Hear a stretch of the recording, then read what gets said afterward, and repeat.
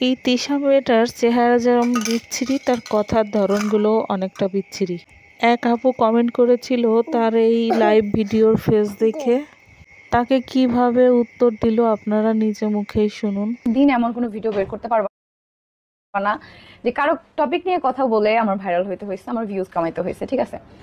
তো সেখানে একজন আপু, আমি তাকে আপুই বলবো কারণ আমি তার ভিডিও আগেও দেখছি, যে সারা বছর তার ননদ, তার হচ্ছে শাশুড়ি, তার জামাইয়ের নামে বদনাম করে গেছে সারা বছর। একদম শুরু থেকে তার ভিডিও দেখছি, এই ভিডিওই দেখছি যে তার আগের স্বামী অনেক খারাপ, তার বর্তমান স্বামী ভালো, তার আগের স্বামী তাকে কোনোদিন ভালোবাসে নাই, গায়ে হাত তুলতো, তার ননদরা তাকে অনেক অত্যাচার করতো, তার শাশুড়ি অত্যাচার করতো।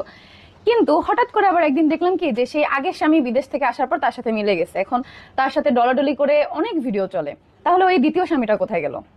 যাই হোক, এগুলো নিয়ে আমি কখনো কথা বলি না, আজকেও বলতাম না, বাট সে আমাদের টপিক নিয়ে কথা বলতেছে। সে লাইভে আমার চেহারা দেখে ক্রাশ খাইছে, মানে বুঝাইছে আমার ফেসে অনেক দাগ আছে, আমি কালো, এখন আমি ফিল্টার দিয়ে ভিডিও বানাইছি, আমি ফিল্টার ছাড়া অনেক কালো, তুমি সামনাসামনি এসে আমাকে দেখা যাও, তাতে তোমার কিছু? আমি কি তোমার জামাইয়ের বউ বা তোমার ফ্যামিলি মেম্বার্স, তোমার কিছু তাতে?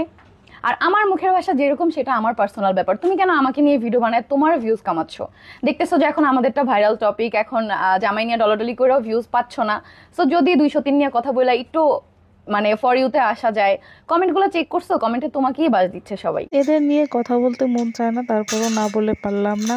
এক কায়লা বিটারে 3-4টা বিয়ে করাইয়ে তোমরা সোশ্যাল মিডিয়ায় যে নাটক শুরু করছো, আর তোমাদের নিয়ে কথা বললেই দোষ, তাই না? নিজে তো 2-3টা বিয়ে করছো, জামাইরও 2-3টা করাইছো, আবার সতীনরেও করাইছো, পুরো সংসার চালাও সোশ্যাল মিডিয়ার টাকা ইনকাম করে, তারপরে আবার বড় কথা বলো। তোমরা নাটক করবা আর জনগণ কিছু বললে সেটার প্রতিবাদ করার জন্য লাইভ খুলে বসে থাকবা, তাই না? আমার মনে হয় এবার সাধারণ জনগণের ওদেরকে সোশ্যাল মিডিয়া থেকে ব্যান করে দেওয়া উচিত। এরা এই নাটক করে জামার যত দিনা আছে মনে হয় সবগুলোই শোধ করে দেবে, এরকম একটা ধান্দা।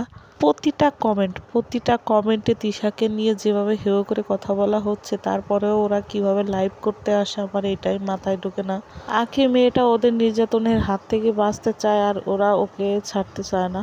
তারপরে সোশ্যাল মিডিয়ায় এসে আখির নামে যেসব বদনাম করতেছে, একটা কথা মাথায় রাখবেন তিশা, নিজের সত্য গোপন করার জন্য আপনাকে অনেক মিথ্যার আশ্রয় নেওয়া লাগবে। এই ভাওতাবাজি অভিনয়টা বাদ দেন আর ভালো হয়ে যান। অন্য কোনো মেয়ের জীবন নষ্ট করেন না, আর অন্য কোনো বাবার হারা করেন না কোনো সন্তানকে। অবশেষে আখি মেয়েটাও লাইভে এসে কান্না করতে করতে বলছে যে তোমরা আমাকে নিয়ে আর বাজে কথা বলো না, আমাকে আমার মতো করে বাঁচতে দাও, নাহলে আমি এমন কিছু করে বসবো পরে আফসোস করতে হবে।